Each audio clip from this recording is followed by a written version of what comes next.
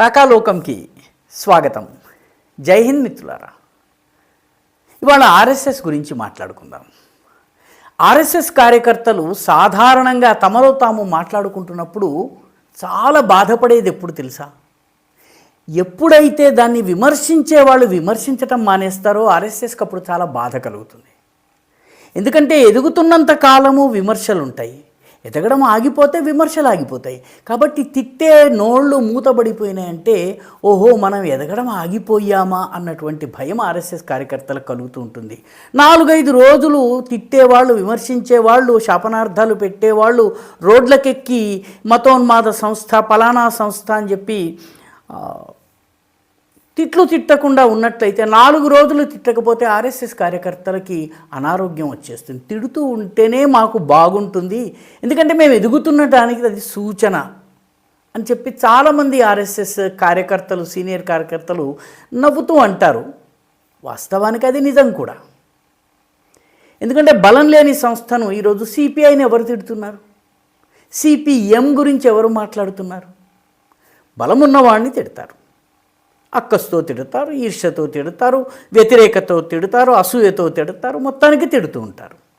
అలా ఆర్ఎస్ఎస్ కూడాను 4 రోజులు తిట్టకపోతే కార్యకర్తలు బాధపడిపోతారు.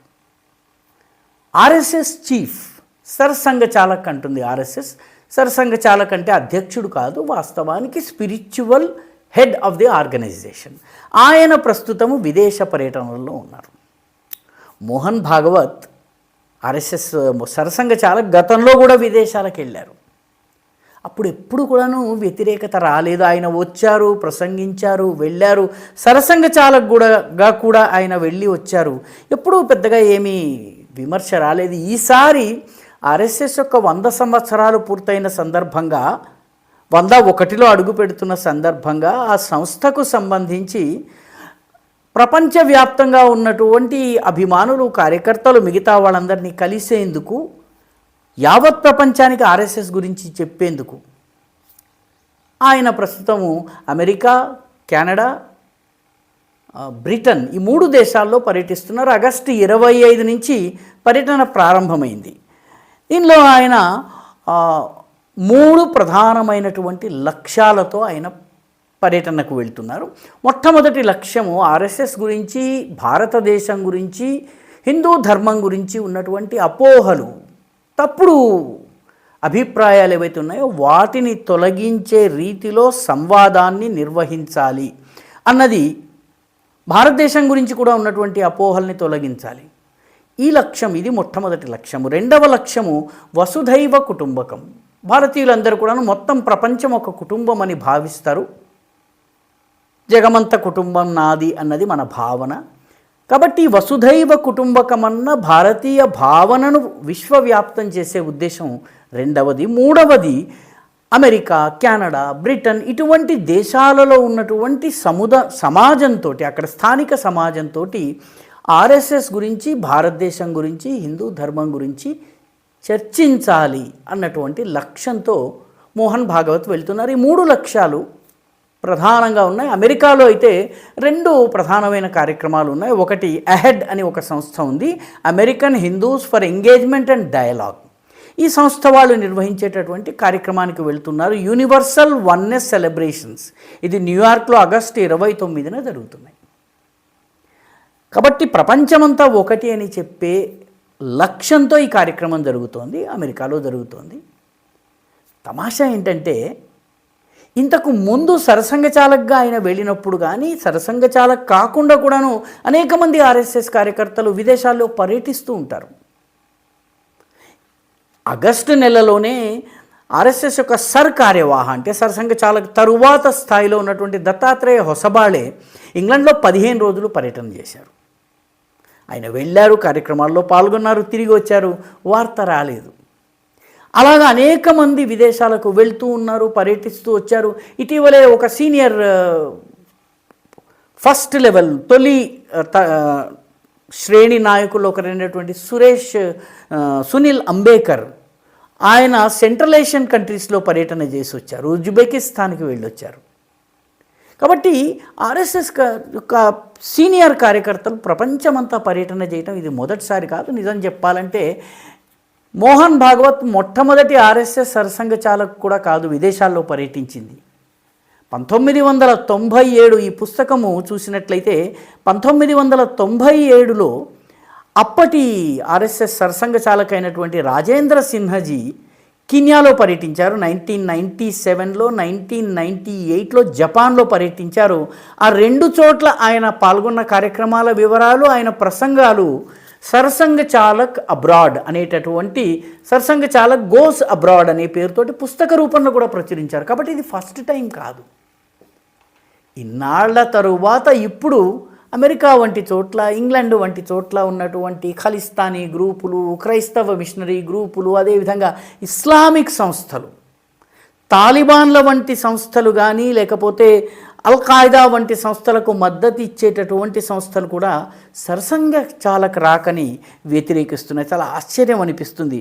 ఇప్పటికే ఆ న్యూయార్క్ మేయర్ అయినటువంటి జోహ్రాన్ మమ్దాని సగం భారతీయుడు ఆయన నేను దీన్ని పూర్తిగా వ్యతిరేకిస్తున్నాను, ఆర్ఎస్ఎస్ ఒక ఎక్స్క్లూజనరీ సంస్థ, మిగతా వాళ్ళని పక్కన పెట్టి కొందరిని మాత్రమే తీసుకునేటటువంటి సంస్థ, నేను వ్యతిరేకిస్తున్నాను, కానీ ఈ కార్యక్రమాన్ని ఆపే సామర్థ్యం నాకు లేదు. ఆర్ఎస్ఎస్ని ఆపే సామర్థ్యం లేదు ఆయనకు, పాపం చాలామందికి లేదు, జోహ్రాన్ మమ్దానికి కూడా లేదు. ఆ తరువాత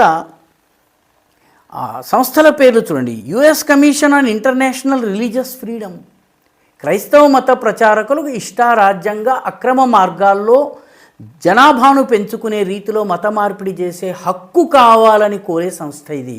భారతదేశాన్ని ప్రతి సంవత్సరం విమర్శిస్తుంది. ఇది ఆర్ఎస్ఎస్ని నిషేధించాలి, మోహన్ భాగవత్ యొక్క వీసాని క్యాన్సిల్ చేయాలని అడుగుతోంది. ఆయన అమెరికాలో ఆల్రెడీ వెళ్ళిపోయారు కాబట్టి ఇది అరణ్య రోదనే. Hindus for human rights, the Indian American Muslim council, interfaith centre of New York, Hindu American foundation, క్షమించాలి ఇది కాదు, Sikh coalition of New York, save America from Hindutva, ఈ సంస్థలు ఇట్లాంటి ఒక 40 సంస్థలు చేరి మోహన్ భాగవత్ అమెరికా పర్యటనను వ్యతిరేకిస్తున్నాయి. వాస్తవానికి హిందూ అమెరికన్ ఫౌండేషన్ కూడా ఈ మోహన్ భాగవత్ యొక్క రాకను స్వాగతిస్తున్న సంస్థల్లో ఉంది. కాబట్టి ఈ 40 వరకు చిన్న చితకా సంస్థలు, పాలస్తీనియన్ సంస్థలు, యూదు వ్యతిరేక సంస్థలు, ఇజ్రాయెల్ వ్యతిరేక సంస్థలు, అల్ఖాయిదా వంటి సంస్థలని సమర్థించే సంస్థలు, ఇండియన్ అమెరికన్ ముస్లిం కౌన్సిల్ వంటి సంస్థలు, ఇవన్నీ కూడాను కలిసి విదేశీ ధనంతో జార్జ్ సొరోస్ డబ్బులతో పనిచేసేటటువంటి హిందూస్ ఫర్ హ్యూమన్ రైట్స్ వంటి సంస్థలు, దాని అధినేత సునీత విశ్వనాథన్ వంటి వారు, వీళ్ళందరూ కూడా మోహన్ భాగవత్ రాకను వ్యతిరేకిస్తున్నారు. నిజానికి మోహన్ భాగవత్ ఆర్ఎస్ఎస్కి సంబంధించి, భారతదేశానికి సంబంధించి, హిందుత్వానికి సంబంధించినటువంటి అపోహల్ని తొలగించేందుకు ఈ కార్యక్రమాలను ఏర్పాటు చేస్తున్నారు. వాళ్ళు ఈ కార్యక్రమాల్లో వెళ్ళి ప్రశ్నలు లేవనెత్తాలి. లేదా మోహన్ భాగవత్ యొక్క 3వ లక్ష్యము dialogue with the mainstream society, అక్కడి స్థానిక సంస్థలతో సంభాషించదలుచుకున్నారు ఆయన. అందులో పాల్గొని తమ యొక్క ప్రశ్నల్ని లేవనెత్తవచ్చును. కానీ ఇవేవీ చెయ్యకుండా మోహన్ భాగవత్ని వ్యతిరేకించటము, ఆర్ఎస్ఎస్ని వ్యతిరేకించటము మాత్రమే వాళ్ళు చేస్తున్నారు. ఇంతకుముందు మోహన్ భాగవత్ వెళ్ళినప్పుడు వాళ్ళకి తెలియదు, పట్టించుకోలేదు. ఎందుకంటే అప్పటికే ఆర్ఎస్ఎస్ 2014 రాలేదు కాబట్టి ఆర్ఎస్ఎస్ని వాళ్ళు చాలా చిన్న సంస్థగా పట్టించుకోలేదు. 2014 తరువాత నుంచి ఆర్ఎస్ఎస్ని టార్గెట్ చేయటం బాగా పెరిగింది. అంతకు ముందు కూడా ఉండేది వాస్తవానికి, కానీ ఇప్పుడు బాగా పెరిగింది. ఏదేమైనప్పటికీ వీటన్నిటి మధ్య మోహన్ భాగవత్ వెళ్తారు, తన యొక్క కార్యక్రమాన్ని విజయవంతంగా ముగిస్తారు. అమెరికాలో జరిగే కార్యక్రమంలో అయితే 6,000 మంది భారతీయులు పాల్గొంటున్నారు. 6,000 మంది తమ ఖర్చులతో వచ్చి పాల్గొంటున్నారు. ఇటువంటి కార్యక్రమాలని నిర్వహించటము, విదేశాల్లో ఉన్నటువంటి హిందువులతో సంభాషించటము ఆర్ఎస్ఎస్ ఈ రోజు నుంచి కాదు, అనేక సంవత్సరాలుగా చేస్తుంది. 1970s నుంచి ఈ పని జరుగుతోంది. 1960sలోనే విశ్వ హిందూ పరిషత్ దీనికోసమే ఏర్పడింది. కాబట్టి ఈ విషయాలను తెలియకుండా కేవలము వ్యతిరేకించడం కాకుండా సంఘం ఆర్ఎస్ఎస్ తోటి చర్చించడానికి ఈ సంస్థలు ముందుకు రావాలి. దేశం లోపల, దేశం వెలుపల గుడ్డిగా వ్యతిరేకించే సంస్థలు, డెమాలిషింగ్ హిందుత్వ, డిస్మాంట్లింగ్ హిందుత్వ కాకుండా అసలు హిందుత్వం అంటే ఏంటో తెలుసుకునేందుకు ప్రయత్నిస్తే బాగుంటుంది. ఈ వీడియో మీకు నచ్చినట్టయితే లైక్ చేయండి, షేర్ చేయండి. ఈ ఛానల్కి సబ్స్క్రైబ్ చేయండి. మీ అభిప్రాయాన్ని కమెంట్ల రూపంలో తప్పనిసరిగా పంపించండి.